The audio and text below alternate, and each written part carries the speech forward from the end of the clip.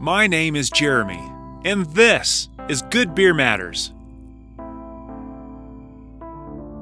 Lunches are very long. We have aperitivo, we have antipasto, we have primo piatto, we have secondo piatto, and it never ends.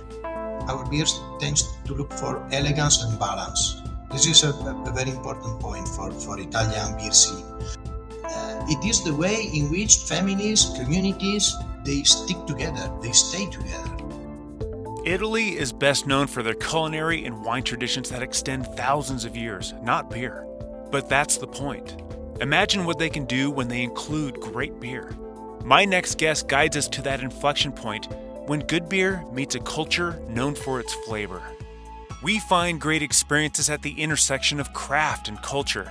These are the stories of us, of great food and the beer that brings it all together. For the craft and culture of beer, this is episode 140 of Good Beer Matters with editor of the Italian Beer Guide, Luca Giaccone.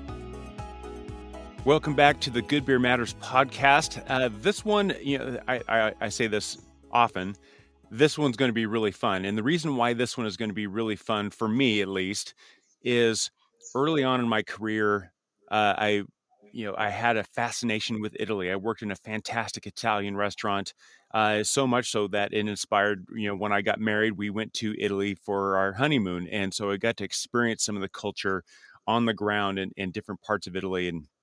And who doesn't love Italy? Who doesn't love the food and the culture from there? But today we're going to talk about the beer and the culture and the experience of Italy as well from my next guest who knows it very, very well. Luca, thank you so much for coming on to the Good Beer Matters podcast.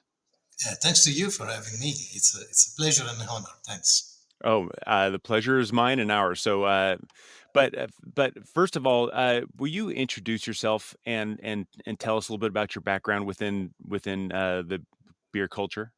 Yeah. So my name is Luca, as you already said. I'm from the northwest part of Italy, Piedmont, pretty close to the famous wine region in which we produce Barolo and Barbaresco. I think you know those stuff. Mm-hmm. And as you can see, I'm a librarian in my daily job. So I work in a public library of my town that is called Cuneo. And in my spare time, I do drink beer, I taste beer, and go around having beers. And since the first edition, I'm the editor of the Italian Beer Guide that is published by Slow Food Publishing House. Slow Food is an international movement born in the small village of Bra. I know this term is a bit funny for you guys, you English speaking guys, because Yes, but I this is one of the topics I want to dive into because and at least here in the U.S. and quick story. It to this day it still pains me, but we were my wife and I, my newlywed wife, on our honeymoon. We were entering the Sistine Chapel, and I have a picture of it. There's a sign says "Enter here for the Sistine Chapel," and just down the road behind it was a McDonald's. Talk about a fast food versus slow food collision. So I just want to frame that. But tell us more about the slow food. yeah, so as you said, this is the country of food, of wine culture, of eating culture, and the same here in which McDonald's arrived in Italy, a movement completely opposite called slow food, so not fast food but slow food, Yeah. was born as well.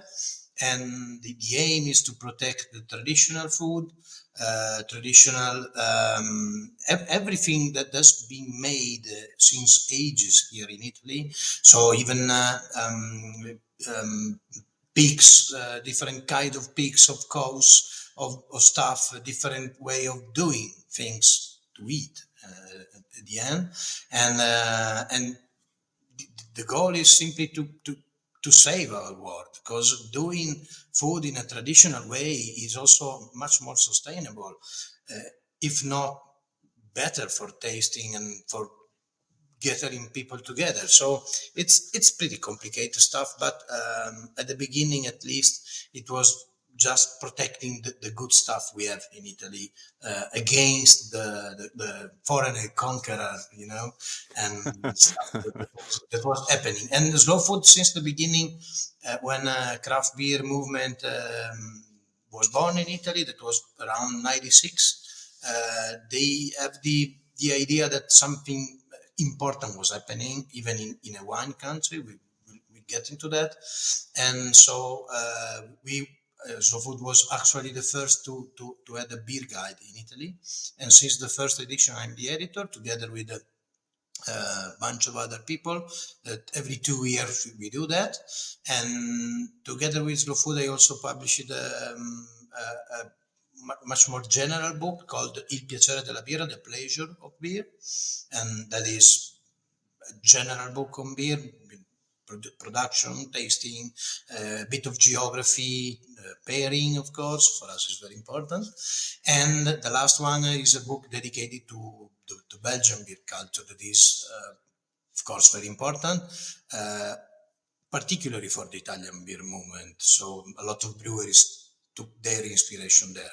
So that's briefly my background. I'm also a beer judge, and I travel every year 2 3 times a year for international beer competition like the European Beer Star in Germany, the World Beer Hmm. Cup in the US, and Brussels Beer Challenge, of course, in Belgium. And yeah, that's it. That's enough.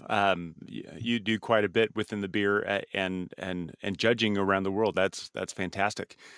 Um, yeah, I kind of want to use this whole your discussion about the slow food movement. I want to use that as a kind of setting the scene of what we're talking about. And please correct me if I'm wrong, but to my memory, the idea of people getting collectively spending a lot of time cooking together, a lot of time eating together. Not just let's hurry up and get this food done so we can go off and do our thing. No, that is the event. We're going to sit down. We're going to eat. We're going to have a discussion. It may take 2 3 hours or more.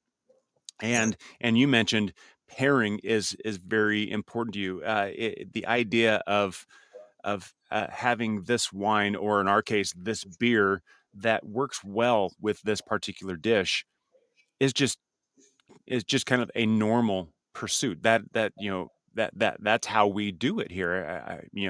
Who doesn't do it this way? Well, a lot of people don't do it that way. But this cult so far you're nodding your head, so it sounds like I have this correctly so far. But this has been the thought process for a very, very, very long time. This is not a new trend for Italy. This is a new trend for the US. This is where, ooh, pairing, oh, all the fancy people are doing it. But in Italy, you've been doing it for generations, right? Yeah, exactly. That's our history. You can go back to the Romans, to the ancient Rome, in which the strongest, the richest people, the powerful man was inviting home a bunch of people, having a very long banquet. They in Romans villas they had the morning side and the afternoon side, depending on the sun. So you can be in the shadow or in the sunlight, depending on the time of the day, since those parties will go on all the day. And you have musicians, you have poetry, you have every sort of art. And the leading person was the man that was able to put uh, a super good lunch and dinner with arts and stuff. So that is our cultural model, and it is how we do. So when we meet, and I'm gonna invite you to having lunch or dinner or maybe both, not to have a simple glass of something. I mean, of course, drinking is involved, not Hmm. only wine, beer, cocktails, whatever, but there's always a table, chairs, and a lot of time to be relaxed and to discuss and to talk. And our dishes, our lunches are very long. Foreigners are kidding with us because we have aperitivo, we have antipasto, we have primo piatto, we have secondo piatto, and it never ends. But it is like that because we do love spending time, and usually when the more you go south in Italy, the more this is huge. And I remember I had a girlfriend from Sicily, and I remember staying there during breakfast. Her grandmother was asking me, "What, Luca? What do you want for lunch?" And having lunch, she were asking me, and what about dinner? What do you want for dinner? So while we are eating, we already think about the next meal. So it is something for us really important, very cultural, crucial, and it is the way in which families, communities, they stick together, they stay together. So during, for instance, during the picking of the grapes, everybody was involved in that task. Everybody is giving some effort and end to do that. It's like the picking of the hops in Germany. It's the same. Every single man, girl, boy in the community was doing something for that. No, it was manual. It was not like today that there's a lot of machines doing that. So everything was done by hand, but everybody is doing a piece of that because it's a way of keeping together small communities, small villages in the countryside, and yeah, and that so that's something for us very very important. And a lot of our traditional food is coming from that story, from the aspect that everything was, yeah, done by the community for the community. So this is something very important to protect also little economy of small villages that otherwise will disappear.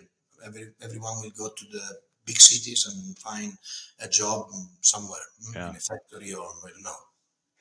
Well, you have me think as you're describing that, where all the kids are involved, the men and women are involved of this process. It kind of made me a little bit jealous because I think about the times when life is busy, adulting is hard. My wife and I are working on dinner, or one of us is working on dinner, one of us is working on something else. The kids are off in their rooms, either doing something or doing nothing, but we're not together making this. So it becomes uh, a- and and I know I'm not alone in this, but it becomes the point where just making dinner is just a utilitarian thing. We need to eat something before we go off and do our own thing again, and I think we're the poorer for it. I think we don't spend enough time where we make a dinner and we all sit around the table. We all have a conversation about something that doesn't happen often enough, and I see the downside of that.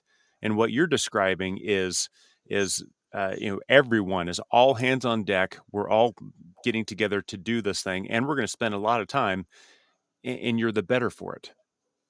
Yeah. Is that does that? I guess my question would be is with the proliferation of busyness and society and everything else, are we just missing out on that experience of getting together with your friends and family for hours at a time, lunch and dinner? I'm not saying this is happening every single day, lunch and dinner. I mean, we do live in a modern world, so we do have jobs, we do have stuff to do. So we do rush, of course, but still we uh, we, we have very clear the idea that sitting together, having dinner together, all the family talk about stuff is something very important, and we are trying to protect that.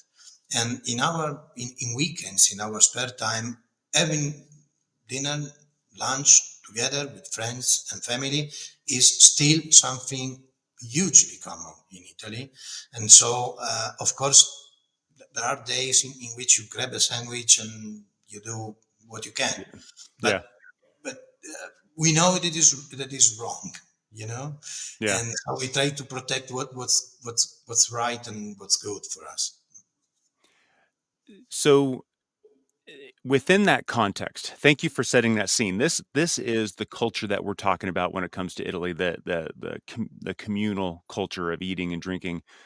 But when I think of Italy, when I think of Italian food, when I think of that culture, the first thing, well, one of the first things that comes to mind that I think anyone would rationally think is like, well, Italy equals wine, right?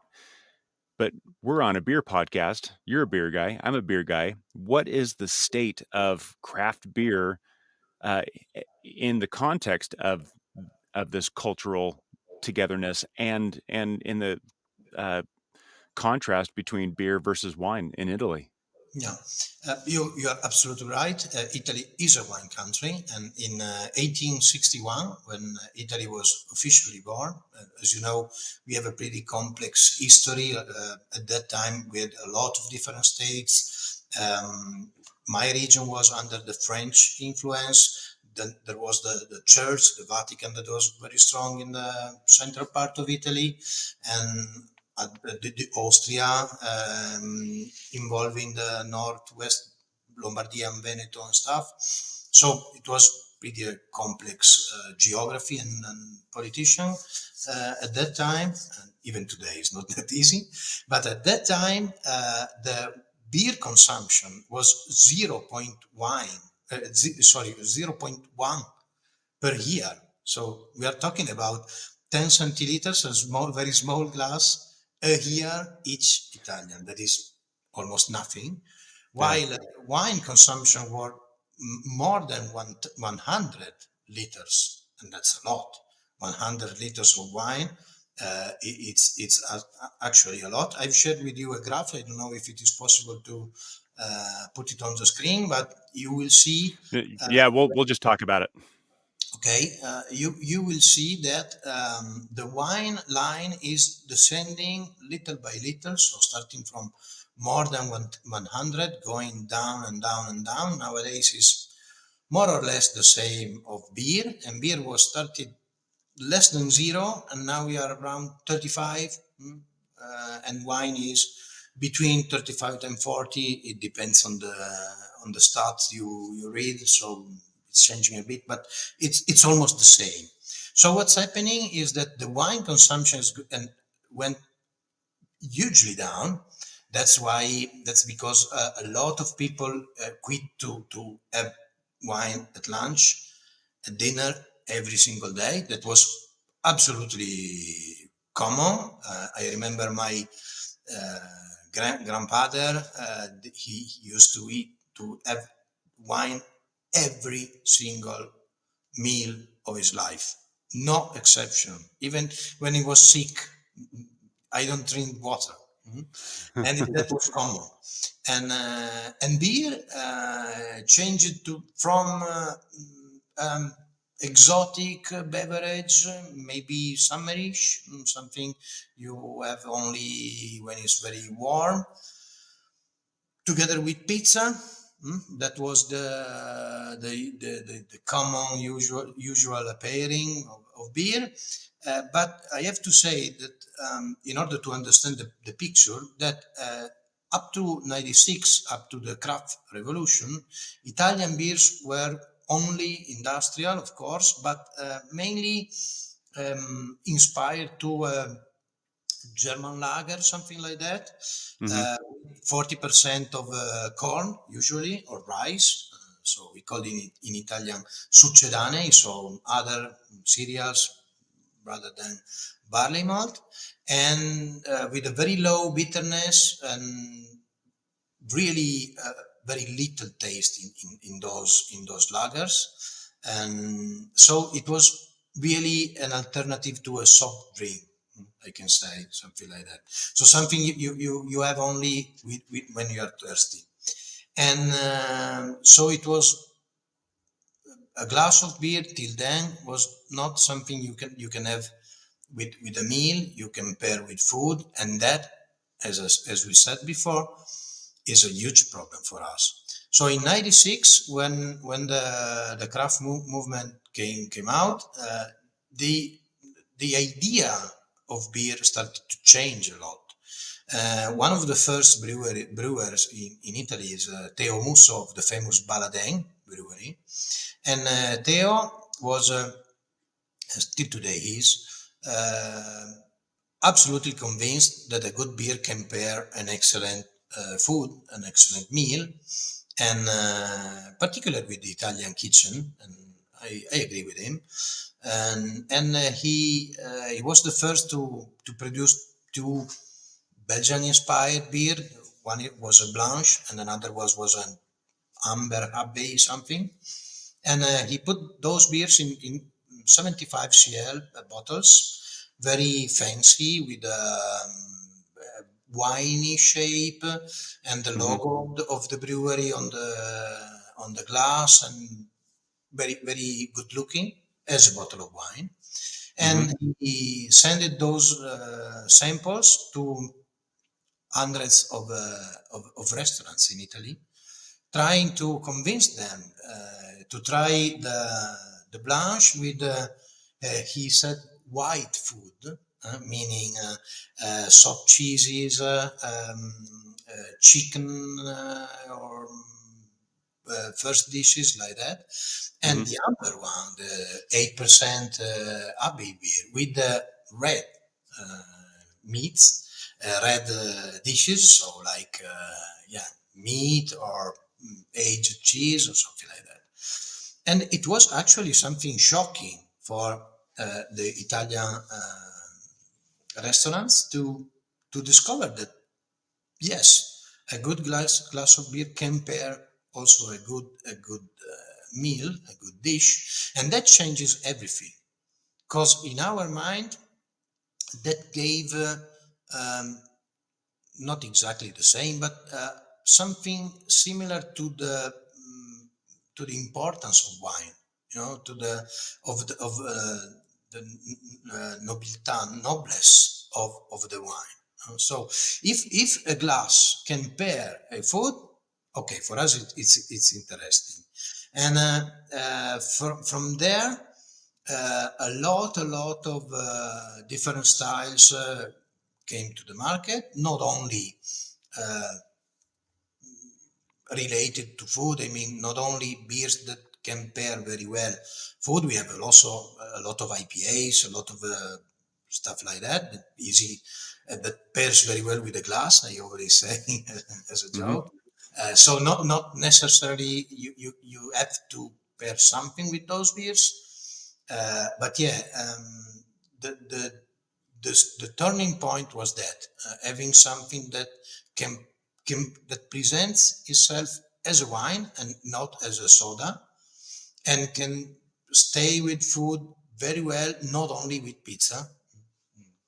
The I don't know why Italians they do choose beer together with pizza. I think there are a couple of reasons. One is that pizza in the north of Italy is was an exotic dish, and something that arrives in my region only in the 70s, not before. And it's a cheap dish, a cheap meal, so something very easy. And I think the true reason is that usually pizza has a tomato sauce, and tomato sauce is pretty sour, and so this sourness don't pair very well with wine. So when you Yeah. pair a glass of wine with a red pizza, something is a bit wrong in your taste. So maybe that's why beer was classical pairing with pizza. Well, and beer and pizza is just that classic, iconic. Every time it's a slam dunk for the most part. But I love that that you're describing a scene, from the 70s onward that, when Italians have pizza and Italians know pizza, when they have pizza, they prefer beer because they're being mindful of the flavor profile of the red sauce in the pizza and how it kind of clashes with wine. What you're describing, or at least what I'm pulling out of it, is this is how people think in Italy. People don't think, "Oh, pizza, beer, great, let's go." People think, "How does it taste?" They take the time to pay attention to what it is they're experiencing and decide, "Okay, how can I improve upon this?" Yeah. Is that fair? Is that Yeah, accurate?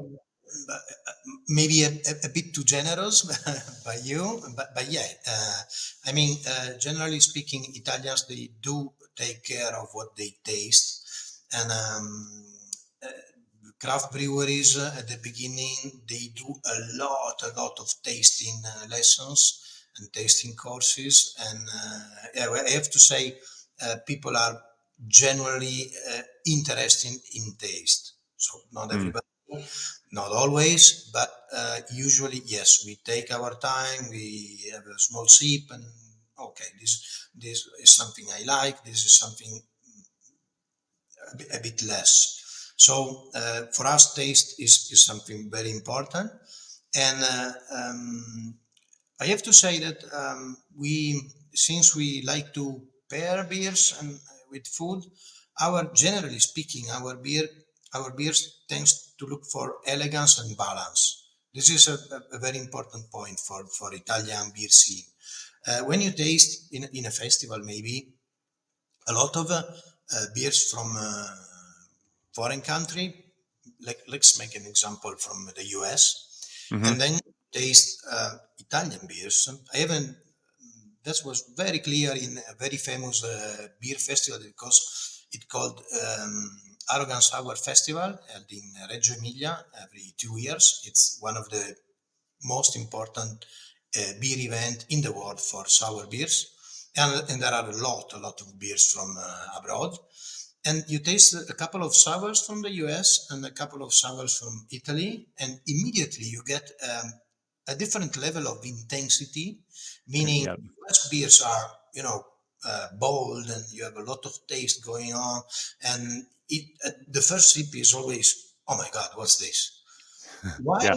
Italian beers tend to be a little more subtle, a little, maybe a little less punchy at the beginning, but then much more balanced, so easier to pair with food, easier to maintain, a long Hmm. conversation and take our time. That's how we do things. So Yeah. uh, even when I'm sure we will ask something about that later. So just a sentence on that. When our brewers meet the grapes to create the famous Italian grape ale, they always look for a very good level of balance between the cereals and the grapes, between the winey touch and the beer background.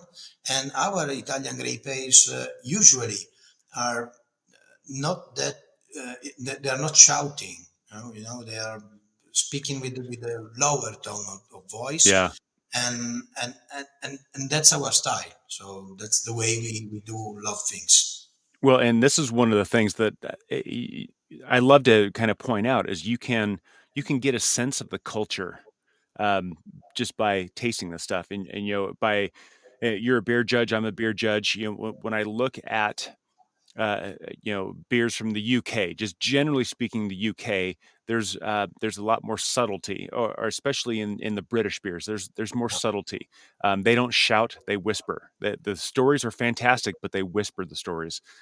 German beers just have this elegant refinement to them. U.S. beers. Uh, and I don't mean to come across as being pejorative about this. It's just a thing I've noticed.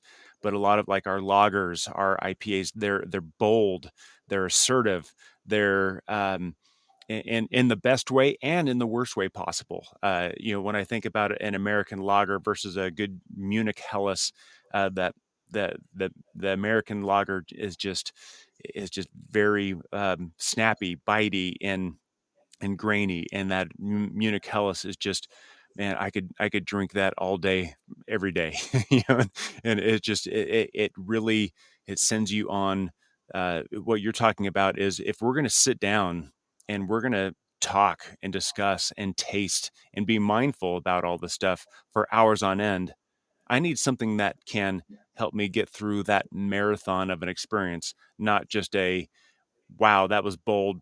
Let's go on to the next thing. And so again, I'm not trying to downplay one or the other, but it really pays to be mindful of the difference of these beers and these difference in these cultures and why they are the way they are. Yeah, yeah, absolutely. Beer is an expression of culture, of way of being, and yeah, it is like that. And Italy, compared to the other countries you've said, like Germany or England, we had absolutely no culture of beer, and the historical breweries in Italy nowadays, majority of them are being sold and are part of multinational like AB InBev and Sub Miller and stuff like that, like Moretti, Peroni, and the Hmm. famous names you may know. Hmm. And that was nothing really original, nothing really special. They were simply doing something that we have learned from the Germans, from the Austrians in our history. And between the 80s and the 90s, we had quite a few breweries. Majority of them has disappeared, but none of them doing something different. Okay, so we just had some standard continental European lagers, nothing really worth tasting or telling. The first edition of the Michael Jackson Beer Guide has like 3 rows on Italy, and that's it, because there was no Yeah. interest in anything. So when craft movement started, it was absolutely a revolution. And Agostino Arioli, it's pretty famous, is the brewer of the founder of Birrificio Italiano. They brewed Tipo Pils. Tipo Pils is a fundamental beer in Italy, and I like to spend a few words on that, if you Oh consent yeah. me, I because well, and you already brought up the Italian grape ale, and I wanted to talk about Italian Pilsner as well, and just kind of get exactly. But hear about it. let me first tell you a story about Agostino. When in '96 he opened his brew pub at that time, an elder man entered the pub and with the finger pointed, said, I will never drink your beer. Why is that? Because I know you put water in it. So at that time, that was our beer culture, you know. You put water in beer. If it was wine, it would terrible, Yeah. contamination, but you put water in beer. And but seriously, Agostino is, I think, a very good example of what we are doing in Italy. So he started in '96, inspired by German beer culture. He stayed there for a while, learning to brew. And his goal was to reproduce the famous Jever from the north of Germany, a lot of hops going on. And so he selected raw materials from Germany, barley malt from Germany, hops from Germany, and he brew a pils called tipo pils. That means like a pils. But then he said, yes, but I can do something different, because simply reproducing a beer that is made in Germany, it's pointless. I can buy it from, I can import it. No, so let's do something different. And he used the dry hopping at that time. Uh, Very uncommon in Germany, uh, maybe also illegal, but I asked a couple of Germans. They reply me different things. So I don't know if it was actually legal or not. But at that time in Germany, hops was used only in the warm part, no, in the boiling. Yeah. And so Agostino decided to use dry hopping with German hops from Tettnang, and the result was a pils, but with a super floral and very expressive on the herbal notes and on the hops aroma. And for a pils, for a bottom fermented beer, that was absolutely revolutionary. And a lot of Yeah. Italian brewers that came after him started to do the same thing. And that's a famous trip that Agostino did with Vinici Lurzo. from they were driving south to go to San Diego, if I remember well, for a World Beer Cup, for judging World Beer Cup, and they stopped by several breweries, and Agostino has with him some bottles of Tipo Pils, and every brewer tasting those bottles would say, "Oh my God, this is something really good." And after a while, the Firestone Walker organized a festival in their brewery, and Agostino was invited officially, and that was, I guess, the starting point in which U.S. brewers started to know what an Italian piece is, an Italian Pilsner is, and I'm really happy and proud that a lot of labels in the US are writing Italian Pilsner on their. I have a list that is pretty long, and even if there's no Italian, nothing, no Italian barley, no Italian, of course, no Italian water, no Italian hops. We are very really at the beginning of a hops harvesting, Hmm. and but there's the Italian idea of brewing beer, the Italian sense of innovation, of a bit also a bit of craziness, because I guess you need also a bit of a, yeah, to go out of the standard path to do something like Well, that. to break hundreds of thousands of years of tradition and to do something different, that takes some moxie. Yeah, exactly. But I think that Italian Pilsner, even more than Italian grape ales, are something that really are telling the world what we are doing in Italy. So, with our natural passion for innovation and for balance and for um, as we said before, the good intensity. I mean, Tipo Pils is something that is deep. You take the glass to your nose and you say, "Oh, there's something," but it's not exaggerating. You can drink it all night long, and I'm talking Yeah. by experience. You can drink it all night From long. thorough research. Yeah, exactly. And it never gets you bored of that, because it's the good balance between intensity and yeah, and easy drinkable. Huh? Yeah. You know, so I when for my honeymoon, my wife and I went to spend some time in Italy, and that was incredible. And then here a few years ago, a few more years ago now, we also spent some time in Spain. And one of the things, and that's really when I was really starting to pay very close attention to beer and get into doing what I do now. One of the things that impressed me the most about Spain, and by extension, I see the same thing happening with Italy, and I'd love for you to confirm this.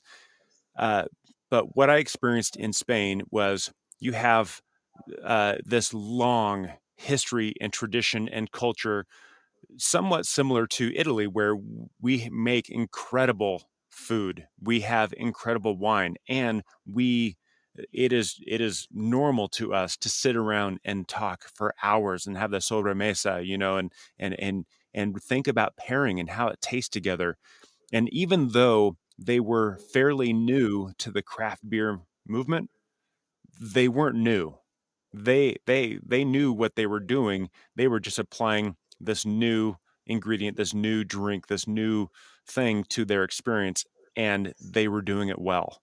Um, they don't claim to be in the vanguard of craft beer, but there's a lot that they have to teach the rest of us in craft beer about how to do it right. And I bring that up because it sounds like Italy is doing the same thing. Italy may be new to craft beer, but the way that they're approaching craft beer, the way that they're coming up with the Italian Pilsner and the Italian Grape Ale and applying it to this culture that's already entrenched is is very advanced, and the rest of us who are on the vanguard of craft beer could learn from what it is you guys are doing. Yeah, yeah, I agree with you. And there's one more thing, I guess. Spain craft beer movement is a bit later than ours. So at the beginning, our brewers like Agostino and Teo already named, they had huge problem of knowledge. They Mm, simply didn't have uh, technical stuff, and it's funny they know each other because they were looking for a densimeter with a beer scale on it, and no supplier had it, and so finally they knew they get one, and the supplier said, do you want this? There's another guy asking me that the same stuff a month ago in Lombardia, and uh, really, and that's why that was the way in which they met. So at the beginning, it was really hard to get professional stuff. And I have to say, I'm following the craft beer movement since the beginning, and in the first year it was not always, excellent quality. But now the new generation are, you are absolutely right. They come out with a very well done project, and also good beers already in good shape, and yes, and always in the project there's not always but often there's also an idea of a tap room that is, or a place in which the beer is served and present to people, and that's a very important aspect because hmm the our market is a bit difficult. Craft beer has only 5% of the total market, so it's very little.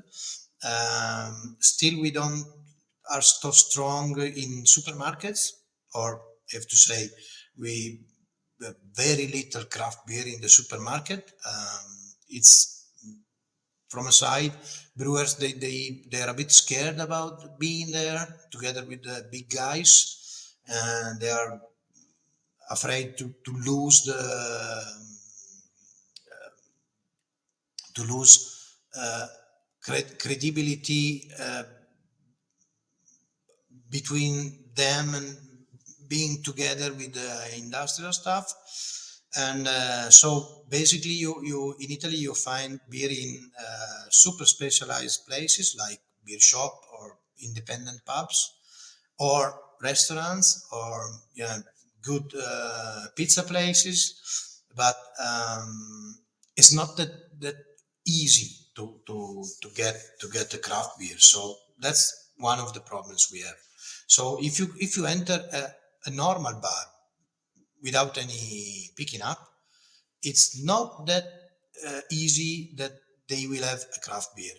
On the contrary, usually they don't. So it's kind of a problem, and we are working on that. And I think the COVID period, the pandemic, gave breweries some time to reflect on this and to find new solution to get to the people, because everybody knows something or have heard in Italy craft beer artisanale, we said, and Italy is the first country in the world to have a law that defines what a beer artisanale is. Oh, Yeah, it is defined as a beer produced into a small brewery, less than 200,000 hectares a year. That in US will be super small, yeah. and unpasteurized and without any microfiltration. And the company has to be independent. So our law is very, I have to say, it's a bit in the future now, because it's stating something that very similar to what in the US it's independent craft breweries, but defined by the Brewers Association. In Yes. it is the law that says that, and that's very important to protect very little, very small breweries against the big guys who sometimes from time to time they are trying to do, the crafty beers, so those industrial stuff that hmm looks a bit like a craft beer. Starting talking about hops. In Italy, we have a famous brand that is selling the beer 2 hops, 3 hops, 4 hops. So they are trying to use now the words of the craft beer movement. Yeah. Luckily, They're without any result. I mean, the beers are not that interesting. So Well, it yeah, sounds like there's it happens here in the U.S. as well, and I'm sure everywhere where the big craft marketing will use words and play on the consumer's lack of brewing knowledge to make them exactly. think, "Ooh, this must be good." There's a fancy word on the label. It sounds like Italy's doing the same Yeah, thing. and then there's the point of independency. In Yeah. US, you have a lot. We have also in Italy uh, a few only breweries that are not anymore independent because it's bought by the big guys. The most famous is Birra del Borgo that was bought some years ago by AB InBev. But luckily, they cannot say beer artisanale anymore. So they cannot write on the label, this is beer artisanale. And that's crucially important because you are right, you are absolutely right. In Italy, much more people have not that knowledge to understand exactly what's going on. No? So they see a fancy bottle on a shelf of a supermarket with a IPA written on that. Okay, let's buy it. No, Hmm. and then arrives the taste. But not always is enough. I mean, Yeah. if you buy it, if every single Italian buy a bottle of that just to try it, they do billions. So it's important to protect craft breweries. So when you do find a birra artisanal in a restaurant, in a bar, or something like that, um, how is the distribution? How is the business practice? Do you in a lot of places outside the U.S. Because we're protected by the three-tier system somewhat, but in other places, the big breweries will own the bar or buy out the bar, and so craft breweries can't get their beer in there. What's happening in Italy in those terms? It's pretty the same. So the majority of bars and cafes are not owned by, they are tied by the tap system that is owned by a distributor. And of course, the cafe is need to buy the stuff by the distributor. Luckily, the majority of standard distributor are inserting from time to time some craft breweries in their portfolio. So nowadays it's easier if you want to do it, even if you don't own uh, your pouring system, to have a craft beer together with the industrial stuff. But more commonly, we have an increasing number, luckily, of independent bars and pubs and beer shops. And from the last edition, we include those in our beer guide because we think it's very important to tell people you go there and you find the right beers at the right prices. And those independent places are free to do whatever, and usually they buy directly from the brewer locally, and they complete the portfolio with a selection of beers from the specialized distributors that are again increasing, luckily. So we have a bunch of let's say 50, 100, something like that, distributor that is mainly, not only, but mainly focused on craft breweries. So the market is increasing. It's difficult because we are not huge drinkers. 35 liters puts us at the last place in Europe as beer consumption. We are very far from under 30 of Czech Republic. Yeah. Uh, So isn't everyone? yeah. And also from Spain, we're talking before. Spain is drinking almost nearly the double of us. So it's a similar country, a sunny country, Mediterranean, wine country, food country, but strangely they drink much more than us.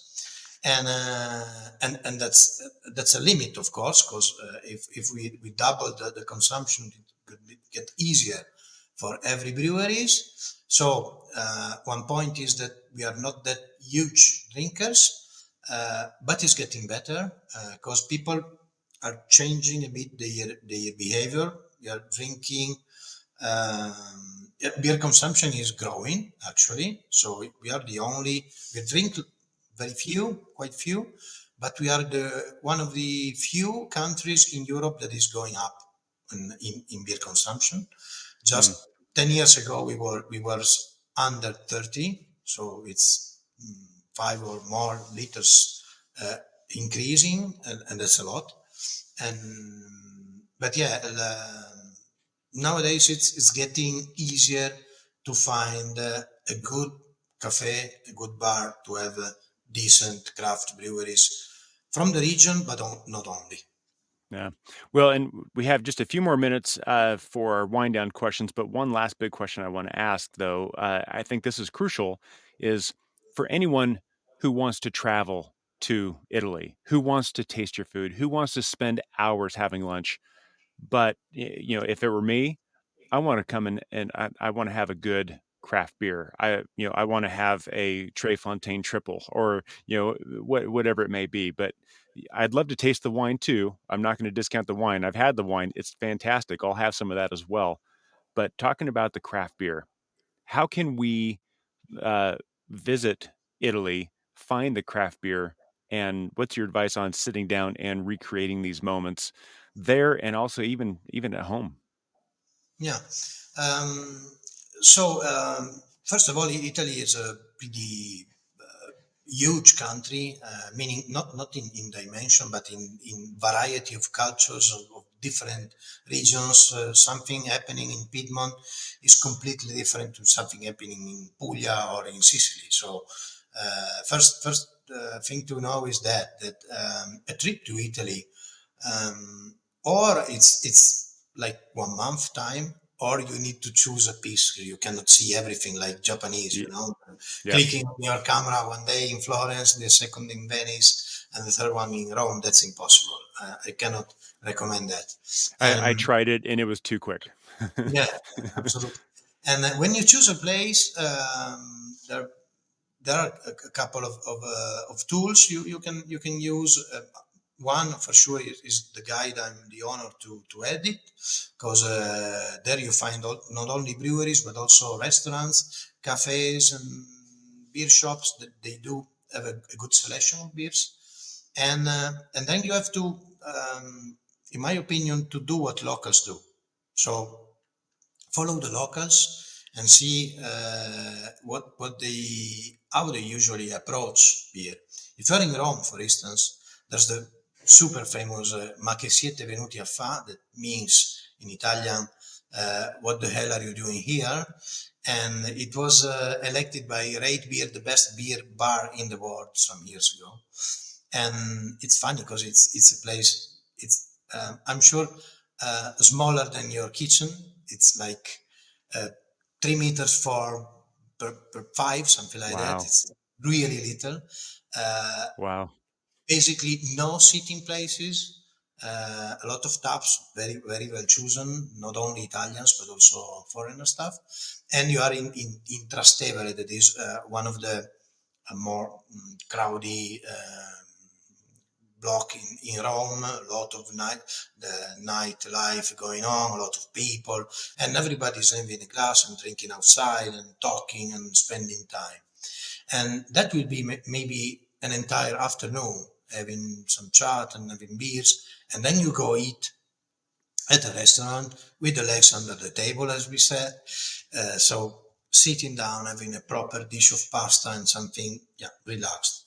Uh, we have also some very interesting places that is mixing our food culture with our beer culture.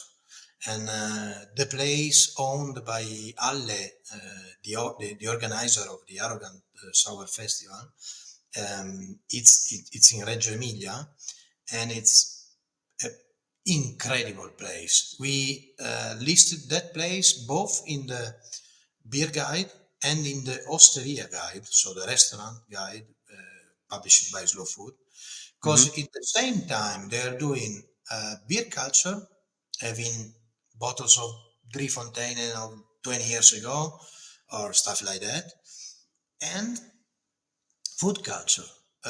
choosing, picking up sheep meat from a very traditional farmer and having proposing you cheeses that nobody knows anymore, and traveling all Italy to select uh, good products. And you go there, you have dinner there, and it's an incredible experience.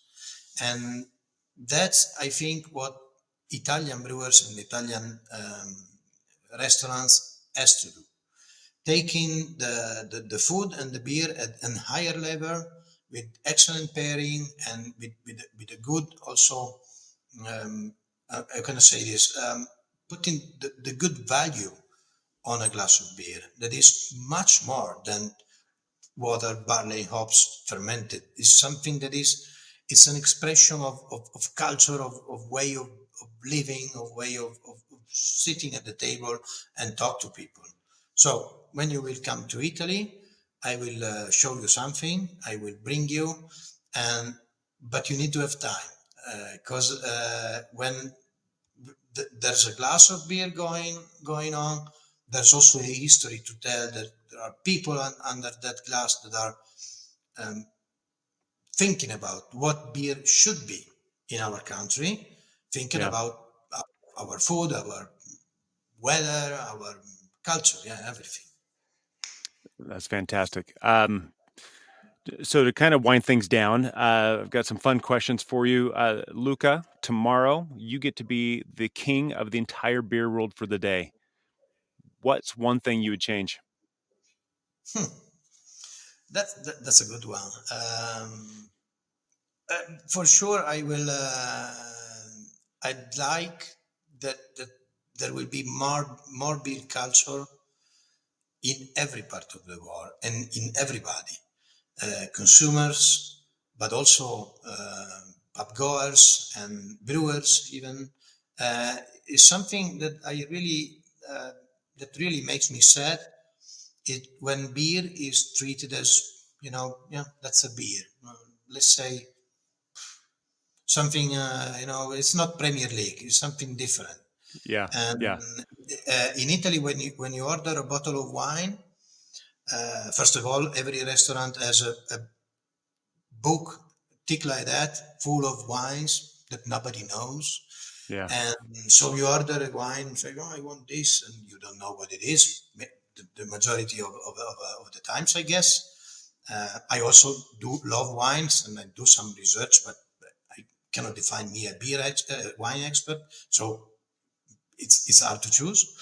And then when you order the wine, the waiter comes up to you with the bottle like this, like a baby, and he shows you the label and uncork the bottle and smell the cork and yeah. It's a who big is ceremony. drinking this. No, that is something we have learned from French, of course, but that's something that gives value to the wine, a lot of value, because even if it is not a super expensive bottle, let's say 20 euros bottle, it's good before you have tasted.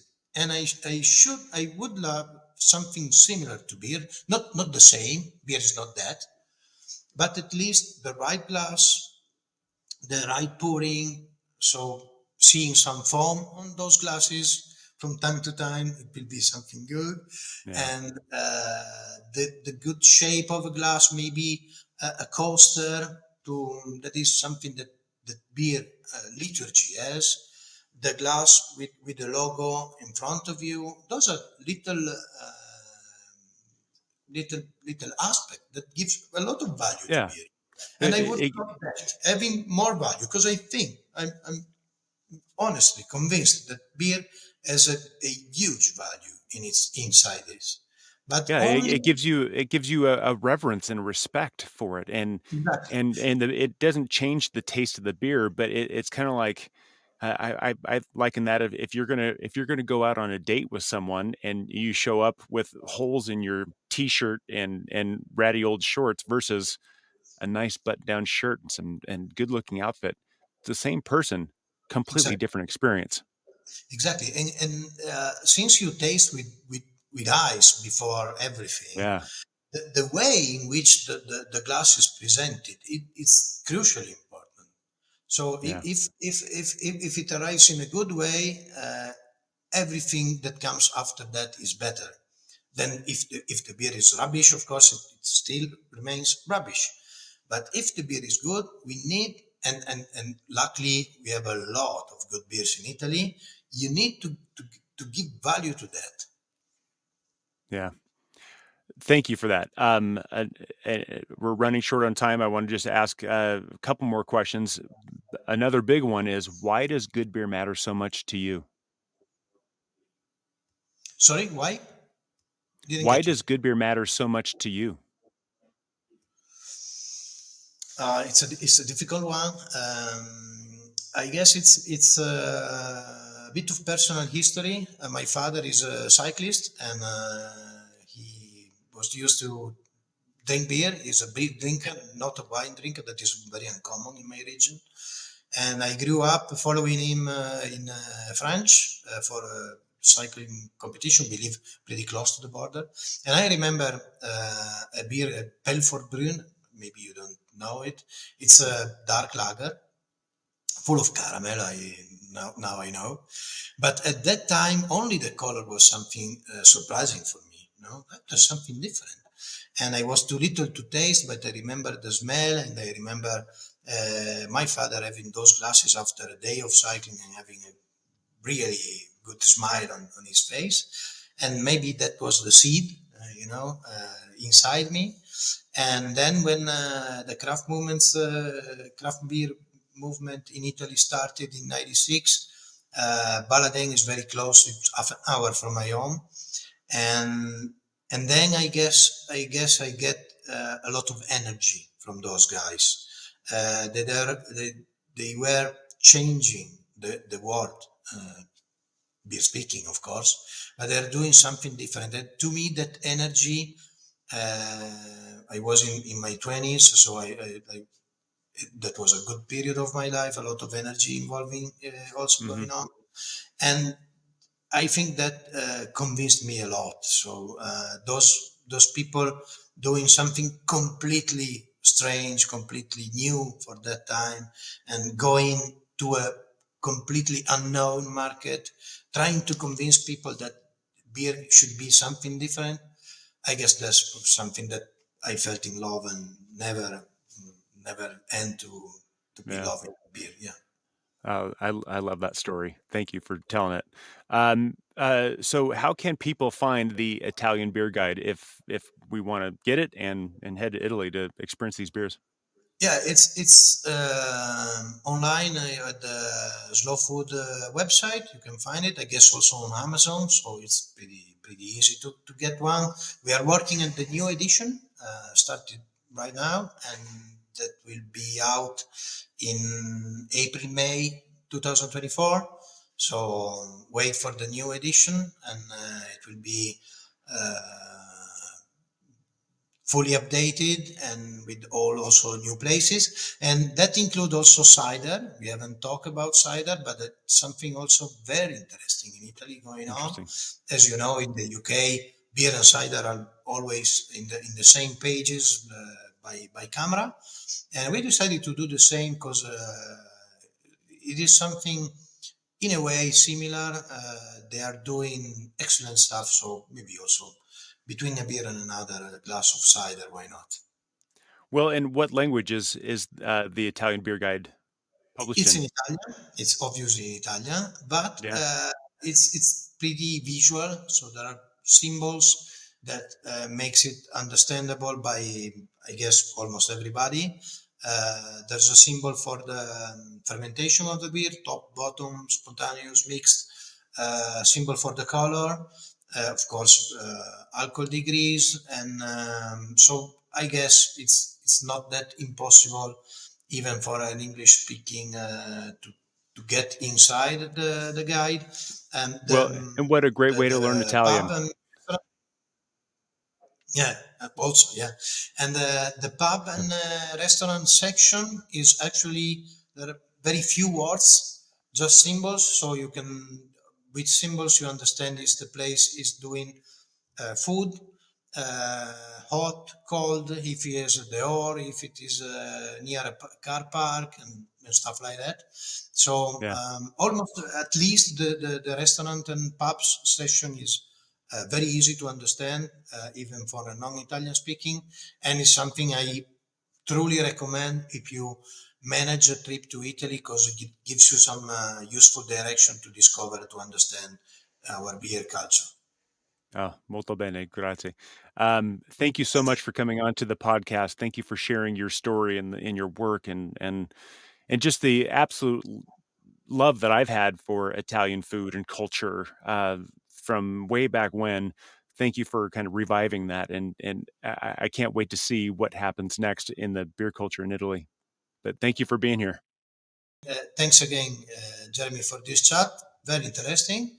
And looking forward to meet you in person here in Italy. Yeah, this same here. I really really would love to make another trip to Italy, and when that happens, I'll buy your book and I'll reach out to you. That'd be great. Yeah. Otherwise, saluti. Salute. I'm fortunate to have enjoyed the Italian dining experience. The preparation, the slow cooking, the attention to flavor, and long conversations that last for hours. These are special occasions, the memorable experiences that somehow changed the trajectory of our lives for the better. I invite you to gather your loved ones and experience the same. In the next episode, we explore the stories and the flavors we find when an Irishman walks into a bar in Belgium. I'm on a virtual tour of the craft and culture of beer around the globe. I've put Good Beer Matters on video so I can take you along for the ride. If you know of a person, a place, or a beer story that needs to be told, let me know. Meanwhile, grab a beer, hang out with friends, and let your world open up. Thank you for listening. Cheers.